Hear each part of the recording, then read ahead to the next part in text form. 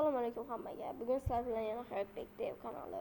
Hozir sizlar bilan biz 5 daqiqada sun'iy intellekt yaratishni o'rganib olamiz. Buning uchun siz kanalga obuna bo'lib, videoga like bosishni unutmang. Qani bo'lmasam biz ketdik. Mana men yozib oldim. Endi buni hozir ChatGPTga yuboraman va menga prompt yozib beradi.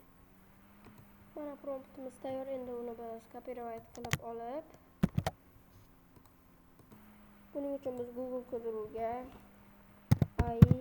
iStudio Google.apps mana shu birinchida turgan saytga kirib olamiz va boyagi olgan promptimizni shu yerga tashlaymiz va build degan tugmani bosamiz.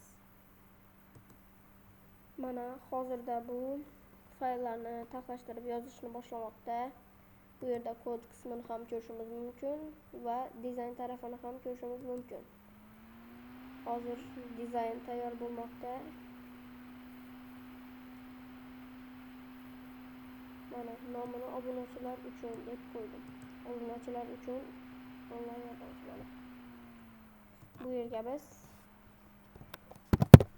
dasturlash nima deb yozamiz. Buni prompt oq yozuvda bo'lib qolibdi.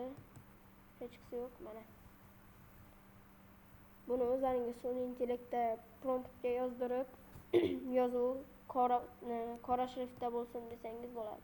Dasturlash bu sodda qilib aytganda kompyuterga yoki boshqa aqlli qurilmalarga telefon, robot, kir yuvish mashinasi nima qilish kerakligini tushuntirish jarayonidir. Endi buni davomini o'qib o'tirmaymiz, mayli. Mana sun'iy intellektimiz ishlamoqda. Bu videoga like bosib obuna bo'lishni unutmang. Keyingi videoda, agar bugungi videoda 10 ta obunaching bo'lsa, keyingi videoda shu sun'iy intellektga rasm generate qiladigan funksiya qo'shishni ham o'rganaman.